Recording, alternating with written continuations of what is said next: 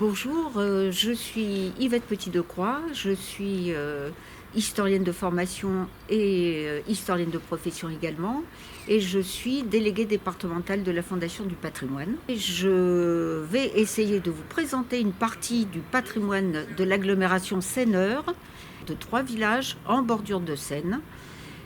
D'une part, le village de Portejoie où nous sommes, qui est sur la rive gauche, et puis 2 villages sur la rive droite, à savoir Connelle et Arqueville.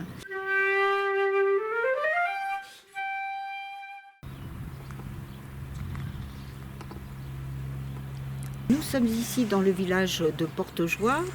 Portejoie est un tout petit village puisqu'il y a 140 habitants.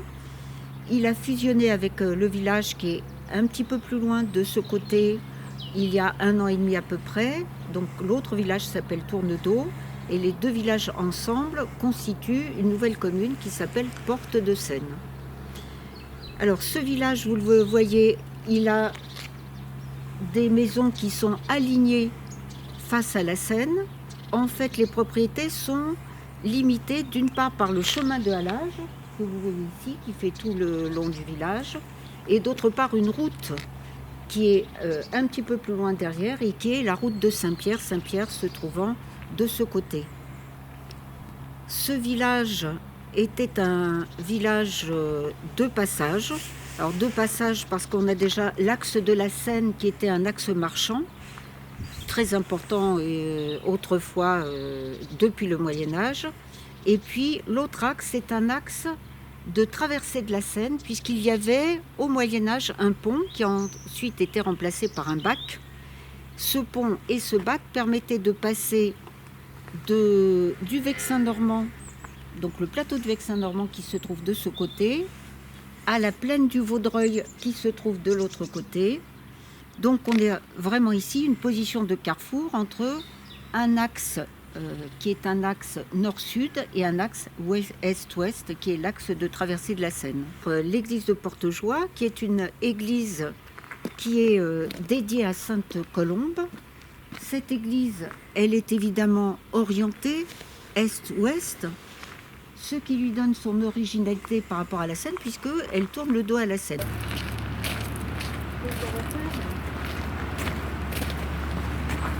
Donc cette petite église de Portejoie qui est dédiée à Sainte-Colombe, en fait est un bâtiment qui est essentiellement du XVIe et du XVIIe siècle, mais on sait qu'il a remplacé un bâtiment plus ancien du XIIe siècle et qu'à ce moment-là, l'église était dédiée à Sainte-Cécile. Vous avez un très beau mur de transept constitué de moellons de silex et de calcaire mis en bandes alternées. Et en fait, ça, ce sont des matériaux locaux, puisque c'est exactement ce dessin que l'on trouve sur les falaises calcaires de la Seine.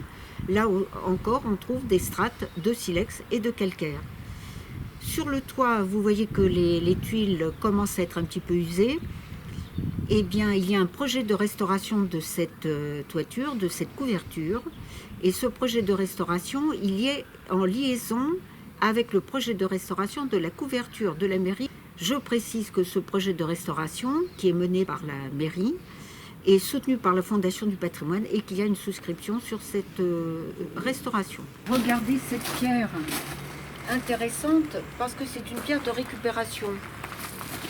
Lorsqu'on a construit l'église, on a récupéré cette pierre et sur cette pierre, on voit d'une part un cadran solaire et on voit aussi des trous dans la pierre qui sont des trous faits par les fidèles ou les pèlerins.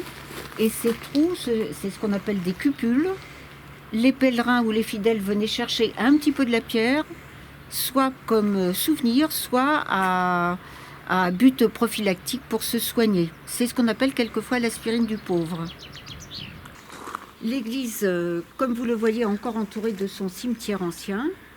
Et elle est toujours proche de ce très beau bâtiment qui est l'ancien presbytère, qui est un très beau bâtiment du XVIIIe siècle. Et vous remarquez la petite porte de communication qui permettait aux prêtres de se rendre directement dans l'église à partir de son presbytère.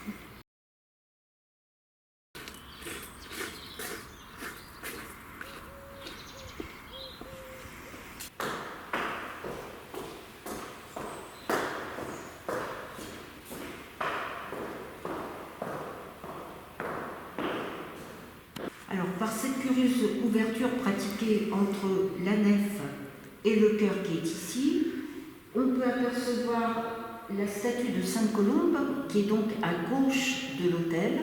C'est sa place, puisque c'est la sainte dédicataire de cette église. On ne connaît pas grand-chose sur Sainte Colombe, sinon qu'elle a, elle aussi, été martyrisée. Un petit mot sur les vitraux qui sont du 19e siècle, exactement de 1865, comme il est inscrit au bas de celui-ci. Ça correspond à une époque de développement du christianisme. Nous sommes pendant le Second Empire, donc 1852-1870, et tous ces vitraux ont été offerts par des donateurs dont le nom figure quelquefois sur le vitrail lui-même. Alors cette église, elle est intéressante parce qu'elle a une statuaire très très riche. Il est impossible de vous montrer toutes les statues et il y a également de très beaux tableaux, mais je voudrais vous montrer celle-ci, donc qui est une statue de Saint-Nicolas du XVIIe siècle. Cette statue de Saint-Nicolas, on la retrouve dans presque toutes les églises du bord de Seine, parce que Saint-Nicolas passait pour protéger tous les gens qui avaient affaire à l'eau. Donc ici, comme on est sur un passage de la Seine, il est tout à fait normal de trouver une statue de Saint-Nicolas. Donc Saint-Nicolas, en gros, protégé de la noyade, protégé de l'eau. C'est aussi le saint protecteur des enfants, puisqu'il passe pour avoir ressuscité des enfants qui avaient été mis au saloir par un boucher. Sans doute que vous connaissez l'histoire. Derrière moi, vous voyez la mairie de Portejoie, qui est un ancien manoir du XVIIe siècle. Il y a également un projet de restauration de la couverture. La restauration de la mairie comme la restauration de l'église, ce sont deux projets en fait portés par la municipalité qui sont entièrement liés, puisqu'on va récupérer une partie de la couverture en tuiles, une partie des tuiles de la mairie pour mettre sur l'église.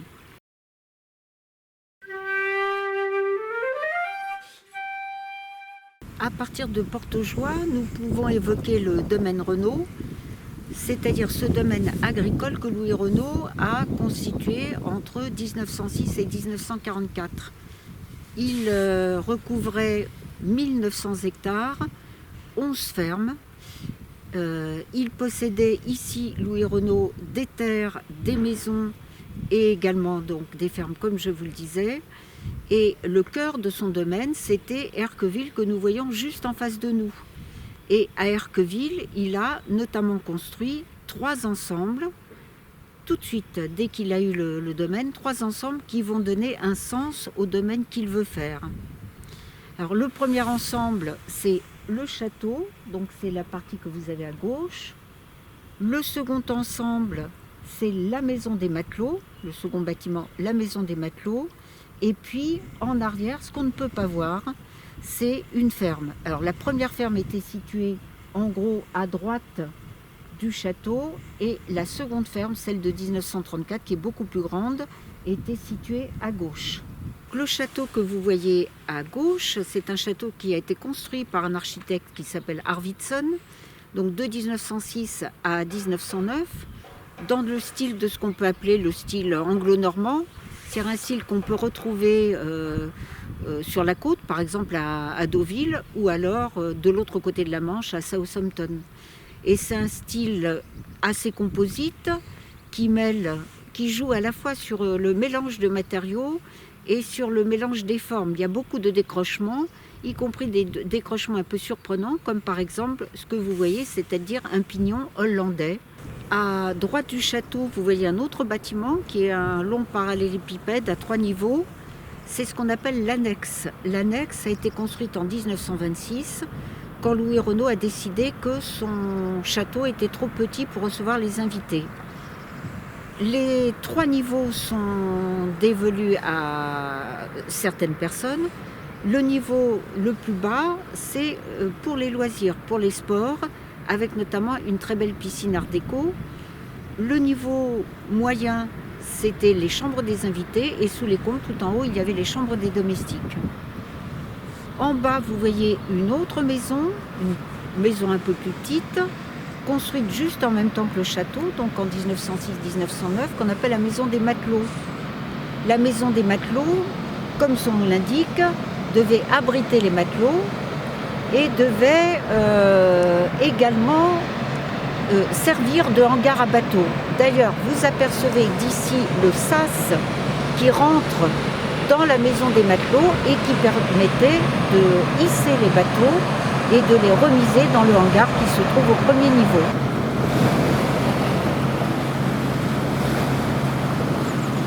Alors, cette maison des matelots servait au logement des 6 matelots de Louis Renault qui composaient l'équipage de Louis Renault.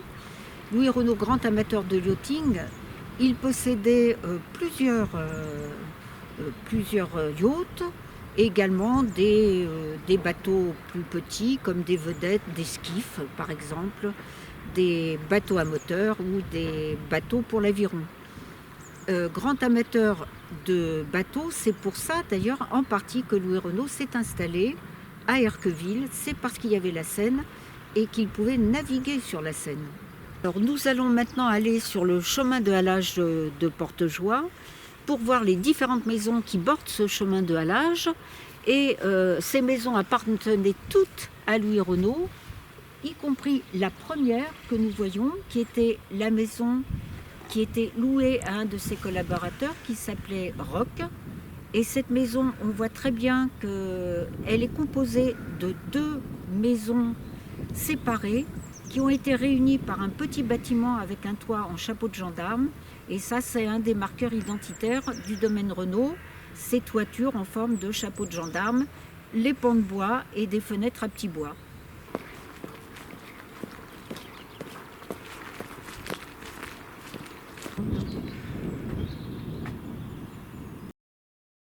Alors voilà une autre maison qui appartenait à Louis Renault, le Clos Portjoie, qui était loué à des amis de Louis Renault, donc le comte de Flers.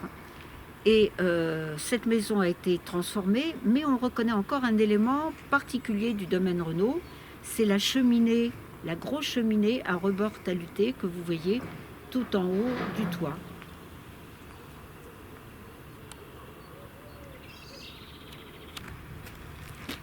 Alors voilà une autre maison qui appartenait à Louis Renault, qui était louée à un de ses collaborateurs qui s'appelait Samuel Guillemont. Cette maison, à l'origine, c'est une simple bâtisse en moellon de calcaire. Et vous voyez que Louis Renault l'a complètement rhabillée, notamment avec cette galerie au rez-de-chaussée et à l'étage qui entoure la maison sur 3 côtés.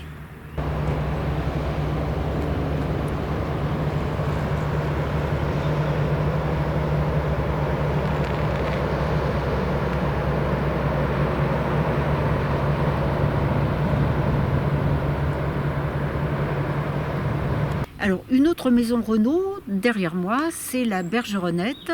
La Bergeronnette était louée à Monsieur Verdure, qui était le chef des ateliers de fonderie de l'usine Renault. Et cette maison, là encore, c'était une maison relativement simple. Louis Renault l'a transformée, notamment en mettant un beau window sur le côté et en faisant des ouvertures en anse de panier, c'est-à-dire avec des arcs surbaissés au rez-de-chaussée et à l'étage. Alors derrière moi, donc, il se trouve la plage, c'est-à-dire à Erqueville, ce qui est devenu le centre du village. Toutes les maisons de la plage appartenaient à Louis Renault. Il a fait aménager la descente pour pouvoir amarrer ses péniches, les péniches qui faisaient l'aller-retour entre Boulogne-Billancourt, ses usines, et son domaine agricole d'Erqueville, puisque Boulogne-Billancourt fournissait des matériaux, des machines-outils, et que le domaine agricole fournissait de la nourriture à l'usine de Billancourt. De la plage partait également un bac. À l'époque de Louis Renault, le bac a d'abord été à moteur, et ensuite c'était un bac électrique, et le bac qui reliait donc les différentes parties du domaine entre la rive droite et la rive gauche de la Seine aboutissait un tout petit peu plus loin, ici, face au chemin aux errants, ici à Portejoie. Le chemin aux errants montre justement que c'était un lieu de traversée de la Seine pour les errants, c'est-à-dire ceux qui voyageaient et qui venaient du plateau du Vexin normand jusqu'à la plaine du Vaudreuil, un peu plus loin. Donc, nous sommes toujours le long de la Seine et nous arrivons à la grande ferme de Portejoie qui appartenait à Louis Renault. Cette grande ferme, elle est constituée de plusieurs bâtiments, dont des bâtiments anciens. Par exemple, ces deux pavillons qui sont du XVIIe siècle, que Louis Renault a fait rejoindre par un bâtiment qu'il a fait construire.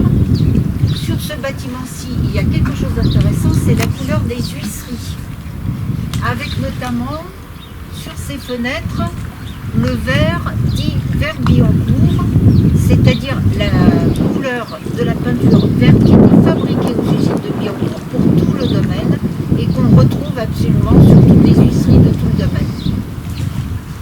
Un bâtiment du XVIIe et XVIIIe siècle est celui-ci, et cette entrée qui est une entrée typiquement Renault. Vous retrouvez la forme de chapeau de gendarme au-dessus de la porte. Et cette porte est une porte, elle aussi, typiquement Renault, un marqueur identitaire du domaine, puisqu'elle est en chêne avec des gros clous en fer forgé de forme carrée qui viennent en fait rendre plus solide, solidifier la porte en question. Ces portes, on en trouve encore beaucoup sur tout le domaine. Bonjour, je suis Jean-Pierre Bréval, le maire de la commune d'Erqueville, dont je suis devant cette petite mairie. Et je suis maire depuis 1989, arrivé au conseil municipal en 1983. Et puis depuis, voilà, je suis toujours le maire de la commune. Donc cette petite mairie qui a été construite dans les années 35-36 par Louis Renault, le constructeur automobile. Et donc nous avons gardé comme mairie symbolique, mais qui sert quand même pour les mariages, pour les élections. Vous aurez l'occasion de connaître tout ce qui concerne notre commune. D'aller voir l'église et la plage. Voilà. On a également une partie de la commune qui se trouve sur le côté est de la commune, donc le lotissement La Plante. Il y a une petite salle des fêtes, donc une salle qui avait été construite par le fils de Louis Renault, donc Jean-Louis, et l'école qui s'y trouve. Louis Renault est aussi inhumé au cimetière d'Erqueville. Le fils Jean-Louis a eu beaucoup d'activités aussi ensuite. Donc il a fait construire la zone industrielle qui est juste derrière nous, le lotissement La Plante, cette petite commune qui surplombe la Seine. D'ailleurs, quand Louis Renault est arrivé à Erqueville, il est passé sur la Seine en bateau et ça l'a complètement attiré. Hein. Il est arrivé à Erqueville, il n'y avait que les habitations qui sont en bord de Seine. Oui, alors avec quand même quelques habitations ici qui étaient les fermes, quelques fermes et quelques maisons. La rue principale du village qui était comme ça et qui descendait donc sur le bord de Seine, au lieu dit la plage. Parce qu'on appelle la côte pavée. Voilà. On l'appelle actuellement comme ça. Elle était reliée avec la départementale 65 qui va vers la commune de Louis. C'est ça. Renault a complètement transformé le site du village puisqu'il a fait construire cette très belle ferme que l'on voit ici. Il a racheté toutes les terres et toutes les maisons du village qui se trouvaient là, y compris l'ancienne mairie qu'il a fait démolir. Il a donc fait construire celle-ci en remplacement, donc en 1934, sur les dimensions exactes de l'ancienne mairie.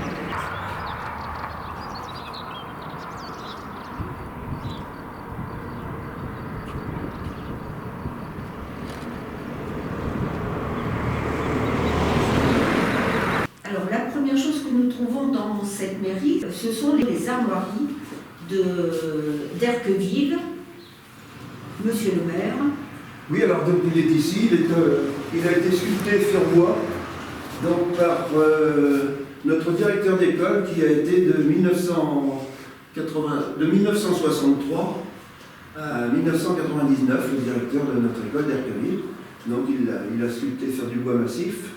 Et ce blason, donc Madame Petit, je vais vous laisser raconter l'histoire peut-être, oui. Hein, des merlets d'or et du porc-épic, et bien entendu le losange qui est dans le milieu, qui est le losange de Louis Renault, voilà. Bien sûr.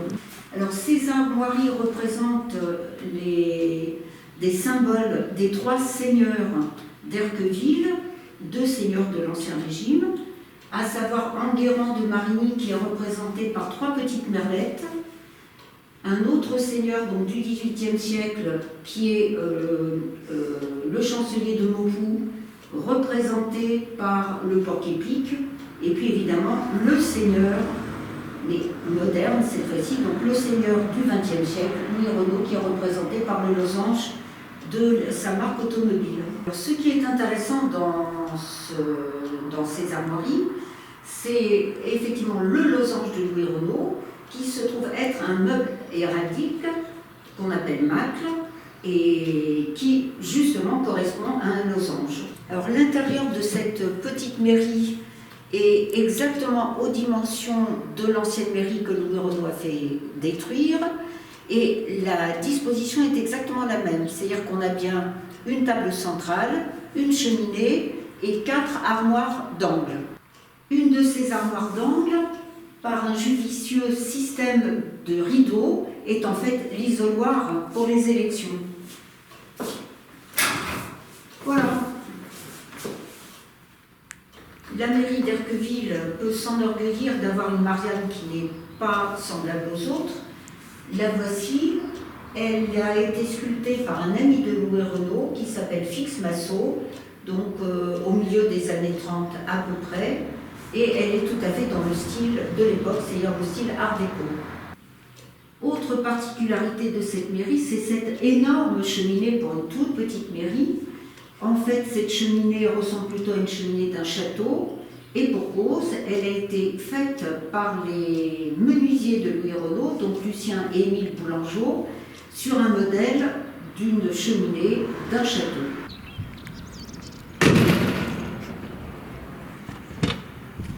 Avant de quitter cette petite mairie, regardons un petit peu son style, qui est tout à fait le style Renault, avec notamment des murs en silex et en pierre calcaire, avec un jeu entre les silex et le calcaire, avec ces damiers qui sont représentés, et puis un toit à petites tuiles plates en forme de chapeau de gendarme qu'on trouve sur beaucoup de bâtiments de Louis Renault. Et enfin, la mairie est entourée d'un petit mur, là encore en pierre calcaire sur un soubassement de silex, et le chapeau du mur est avec des silex disposés normalement en écailles de poisson. Nous sommes devant la petite église d'Erqueville, qui est une église rurale, toute simple. En fait, elle est composée de 3 parallélépipèdes pour, d'une part, la nef, ensuite le chœur qui se termine par un chevet plat, et ensuite la sacristie. Cette église date essentiellement du XVIe et du XVIIe siècle, sans doute qu'il existait une église plus ancienne, et cette église doit beaucoup à Louis Renault.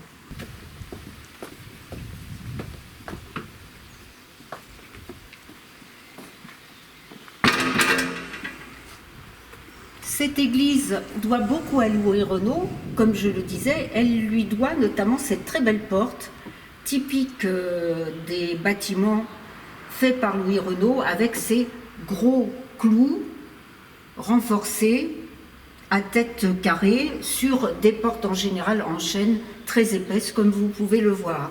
Cette église comporte des éléments anciens, comme vous le voyez, notamment les 2 Christ en croix qui sont devant nous, mais cette église doit encore à Louis Renault les 3 autels, donc les 2 autels latéraux, notamment l'autel majeur qui est là, qui est en bois sculpté avec des personnages ou des animaux, des oiseaux surtout, dans des médaillons. Et puis l'église doit aussi à Louis Renault sa voûte lambrissée.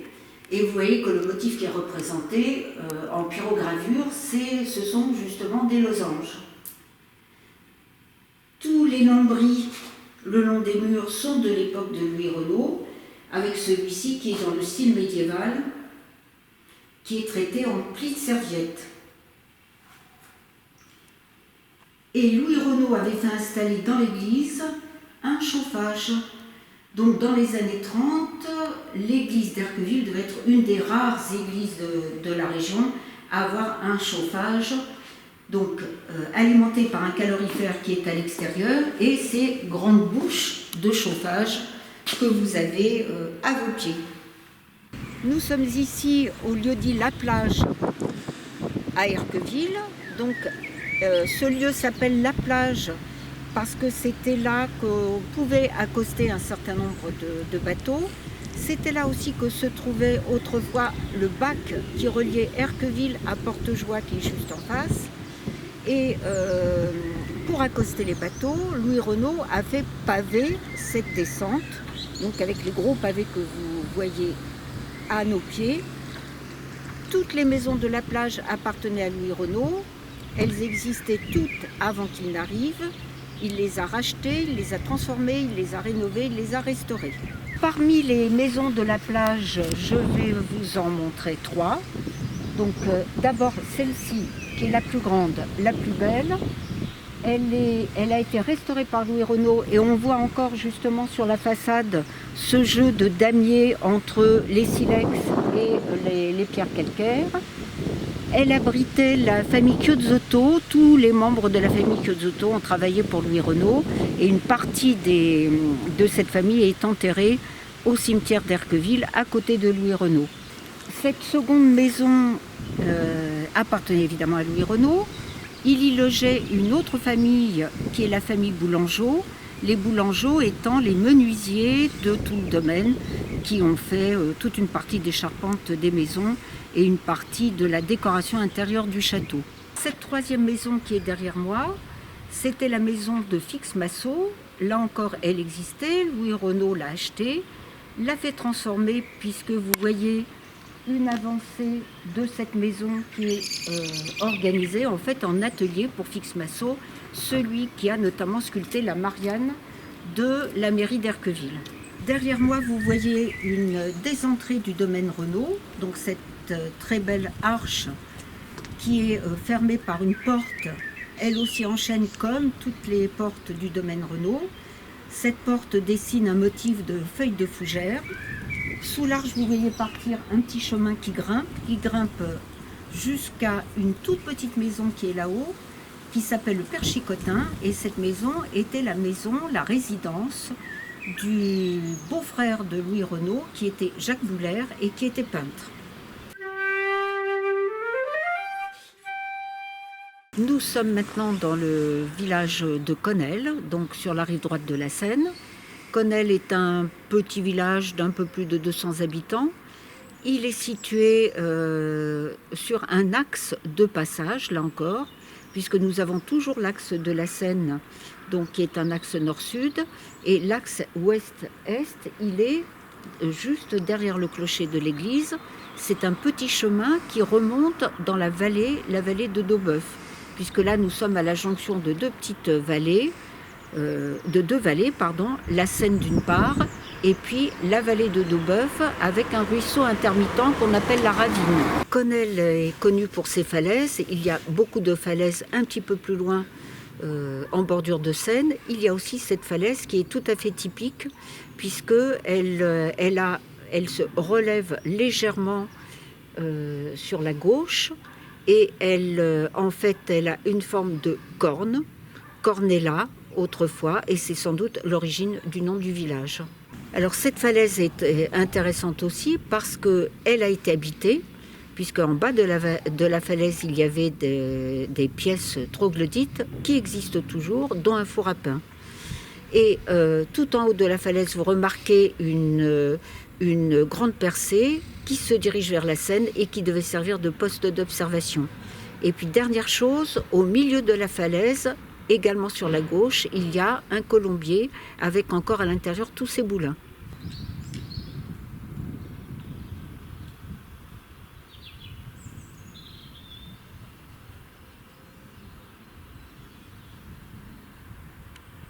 À côté de l'église, il y a une grande ferme, donc on appelle tout simplement la ferme de l'église, qui était autrefois la propriété de grands seigneurs. Et en 1926, Louis Renault a acheté cette ferme et l'a complètement transformée en faisant construire les deux grands bâtiments donc le long de la rue que vous voyez derrière moi.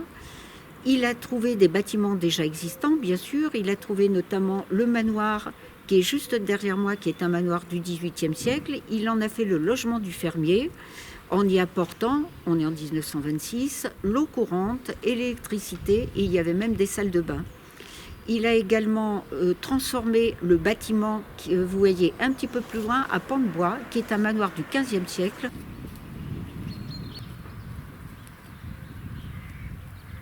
ce manoir, Louis Renaud l'a trouvé et il l'a sauvé, puisqu'il a mis une couverture, certes en tuile mécanique, mais il a sauvé le bâtiment.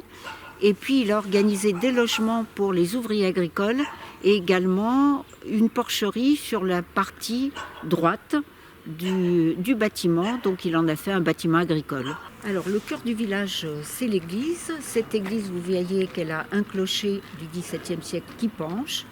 Il y a des projets de restauration de ce clocher et une souscription avec la Fondation du patrimoine. Les travaux vont sans doute commencer dès 2019, donc dès cette année. L'église, elle est en grande partie du XVIe siècle, mais on verra qu'il y a des traces d'une église plus ancienne qui date du XIIe siècle.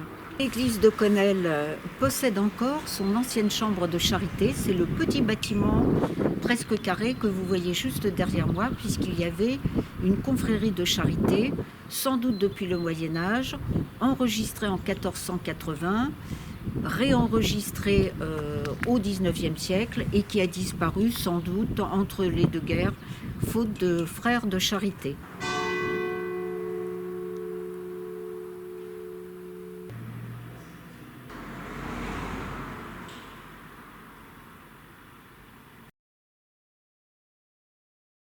Au fond de l'église se trouve la chambre de charité où nous nous rendons maintenant.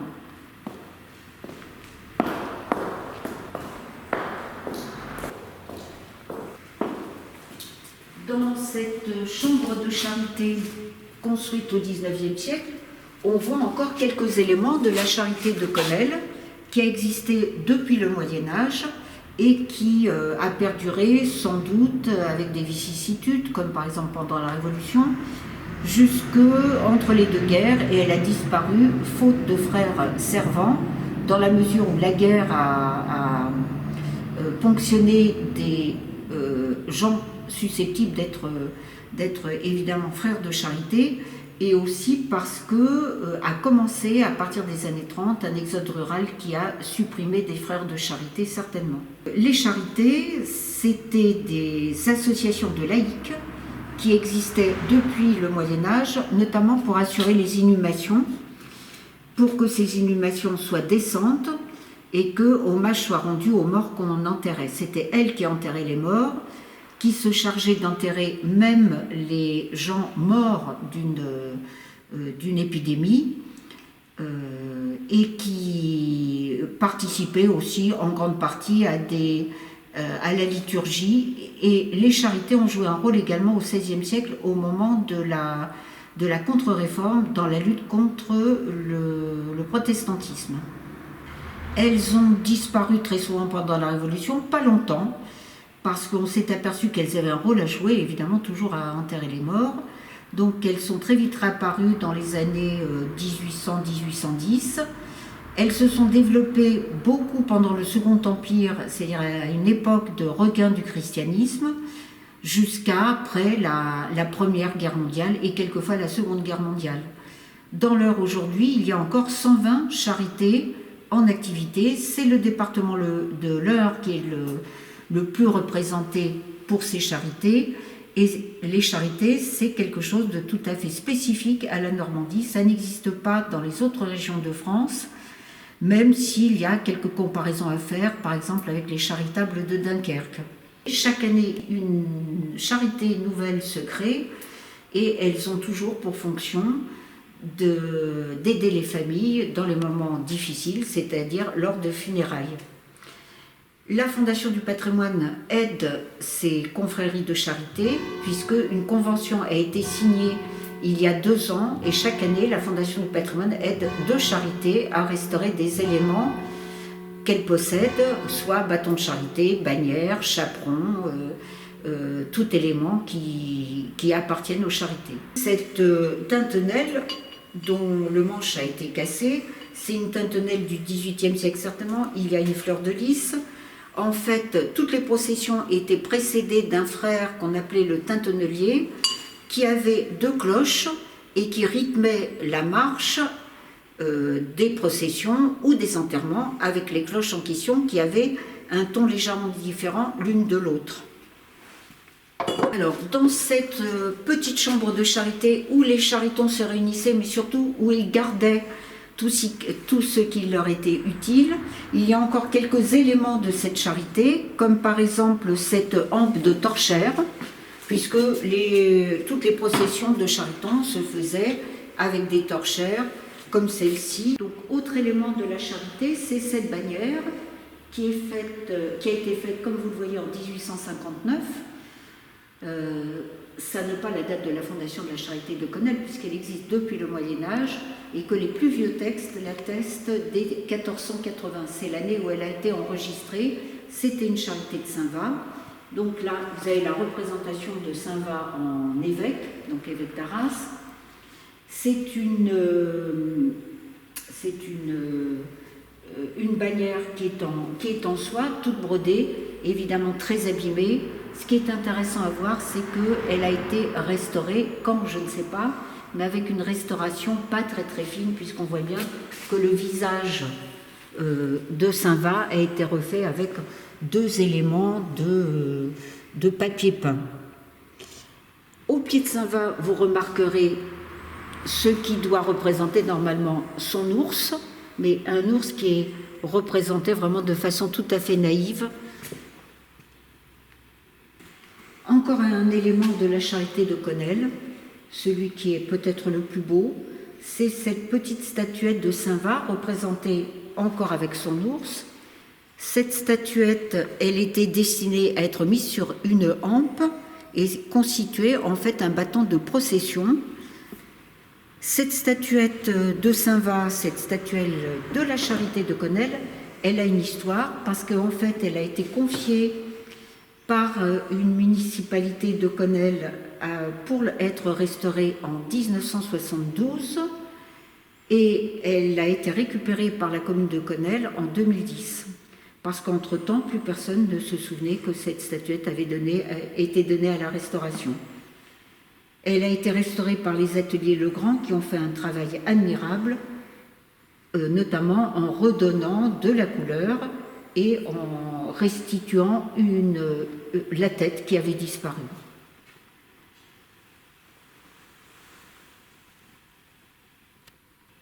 Alors l'ours qui est représenté avec Saint-Va, en fait, évidemment c'est une légende, cette histoire d'ours dans la cathédrale d'Arras, mais en fait l'ours symbole est le symbole des bêtes noires et le symbole du paganisme, et évidemment Saint-Va qui apprivoise l'ours, c'est la signification de sa victoire sur le paganisme, bien évidemment.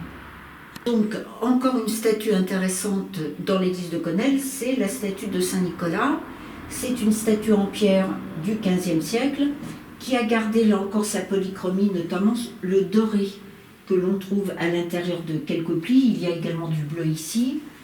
Cette statue a été dehors pendant très longtemps, dans la niche qui est à l'extérieur de l'église. Elle a été rentrée à l'intérieur de l'église et je pense que c'est une bonne idée. Malheureusement, elle a été fragilisée et c'est vrai que nous possédons des éléments de cette statue, comme par exemple ici, évidemment, la main de Saint-Nicolas, et puis des éléments également des enfants, donc les enfants qui sont représentés dans un saloir, puisque Saint-Nicolas aurait ressuscité 3 petits-enfants qui avaient été tués par un méchant boucher. Ça, à mon avis, c'est une grosse plaque qui doit venir là, comme ça, d'un enfant qui sort du baquet, avec une jambe qui est déjà dehors. Autre trace visible de la charité de Connelle, c'est cette pierre qui était apposée sur le tronc de la charité, puisque les charités vivaient des cotisations, disons, apportées par les membres, et également des dons que pouvaient leur faire les fidèles. Alors, dernier élément montrant vraiment l'existence d'une charité à Connelle, c'est ce chaperon de Charenton. Le chaperon, c'est le signe distinctif des Charitons. Il porte cette espèce d'étole sur l'épaule gauche pour les enterrements et pour les processions. Ce chaperon, eh bien, je l'ai acheté sur eBay il y a une dizaine d'années, tout à fait par hasard. Et régulièrement, c'est vrai qu'on voit des chaperons en vente, soit sur les foires à tout, soit sur les marchés à la brocante, soit sur eBay. Il date sans doute du début du XXe siècle. Il est beaucoup moins travaillé, beaucoup moins brodé que les chaperons de Chariton que j'avais trouvés en 2005 sous la cloche du clocher et qui, eux, sont très très abîmés et ne sont même pas montrables. Le chaperon comporte deux côtés. Sur ce côté, vous voyez noté Charité de Connelle, donc on ne peut pas se tromper. Il y a des broderies au fil d'argent ici. Et de l'autre côté, dans ce qu'on appelle l'œil du chaperon, vous avez IHS, c'est-à-dire Jesus Hominum Salvator, c'est-à-dire Jésus Sauveur des hommes, et la représentation de Saint Va, puisque la charité, c'était avec comme saint patron le saint patron de l'Église, à savoir Saint Va.